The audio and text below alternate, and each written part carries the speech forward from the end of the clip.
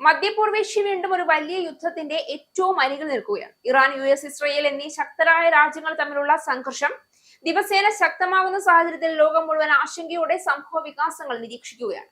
Iranian വിദേശകാര്യമന്ത്രിയുടെ പുതിയ മുന്നറിയിപ്പ് അമേരിക്കയുടെയും ഇസ്രയേലിന്റെയും ഏതുതരം സൈനിക നീക്കത്തെയും നേരിടാൻ ഇറാൻ പൂർണ്ണ സജ്ജമാണെന്ന പ്രഖ്യാപനവും ഈ മേഖലയിലെ സംഘർഷം ഒരു വാക്യുദ്ധത്തിൽ നിന്ന് യഥാർത്ഥ സൈനിക ഏറ്റുമുട്ടലിലേക്ക് നീങ്ങുന്നതിന്റെ സൂചനയായാണ് വിലയിരുത്തപ്പെടുന്നത്.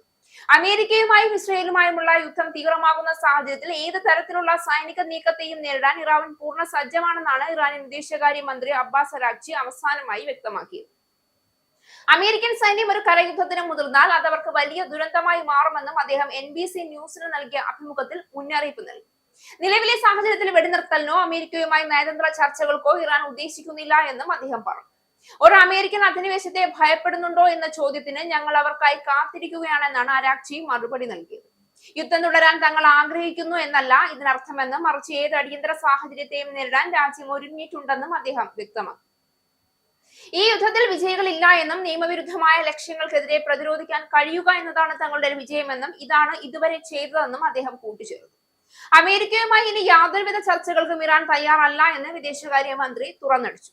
കഴിഞ്ഞ വർഷങ്ങളിലും ഈ വർഷങ്ങളിലും ചർച്ചകൾ നടക്കുന്നതിനിടയിൽ അമേരിക്ക ആക്രമണം നടത്തിയ അനുഭവം അദ്ദേഹം ചൂണ്ടിക്കാട്ടി.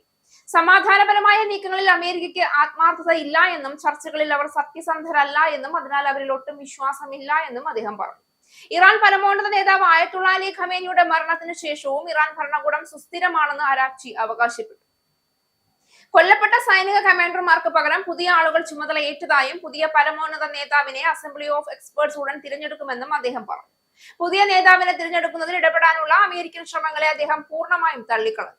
ഇത് തീർത്തും ഇറാനിയൻ ജനതയുടെ കാര്യമാണെന്നും ആർക്കും ഇടപെടാൻ കഴിയില്ല എന്നും അദ്ദേഹം വ്യക്തമാക്കി. യുദ്ധത്തിന്റെ യഥാർത്ഥ ഭീകരത അതിന്റെ ആയുധങ്ങളിലോ സൈനിക ശക്തിയിലോ മാത്രം ഒതുങ്ങുന്നില്ല. നഗരങ്ങൾ തകർന്നടിയുകയും ആയിരക്കണക്കിന് സാധാരണ ജനങ്ങൾക്ക് ജീവൻ നഷ്ടപ്പെടുകയും ലക്ഷക്കണക്കിന് ആളുകൾ അഭയാർത്ഥികളാവുകയും ചെയ്യുന്ന ഒരു മനുഷ്യ ദുരന്തത്തിന്റെ വാതിൽ തുറക്കുന്നതാണ് ഓരോ യുദ്ധവും. ചരിത്രം നമ്മെ പഠിപ്പിച്ചത് യുദ്ധം തുടങ്ങുന്നത് രാഷ്ട്രീയ തീരുമാനങ്ങളിലൂടെ ആയിരിക്കാമെന്നും, പക്ഷെ അതിന്റെ വില കൊടുക്കുന്നത് സാധാരണ ജനങ്ങളായിരിക്കുമെന്നതുമാണ്. ഇതാണ് യുദ്ധത്തിന്റെ യഥാർത്ഥ ഭീകരത. അതിന്റെ ആയുധങ്ങളിലോ സൈനിക ശക്തിയിലോ മാത്രം യുദ്ധം ഒതുങ്ങുന്നില്ല. അതുകൊണ്ട് തന്നെ ഇറാനും അമേരിക്കയും ഇസ്രയേലും തമ്മിലുള്ള ഇപ്പോഴത്തെ വാക് ഏറ്റുമുട്ടലുകളും സൈനിക മുന്നറിയിപ്പുകളും വെറും നയതന്ത്ര ഭാഷയായി മാത്രം കാണാനാവില്ല. ഒരു വലിയ യുദ്ധത്തിന്റെ സാധ്യതയും അതിന്റെ ഭീകര യാഥാർത്ഥ്യവും ഇന്ന് വീണ്ടും മനുഷ്യരാശിയെ ചോദ്യം ചെയ്യുകയാണ്.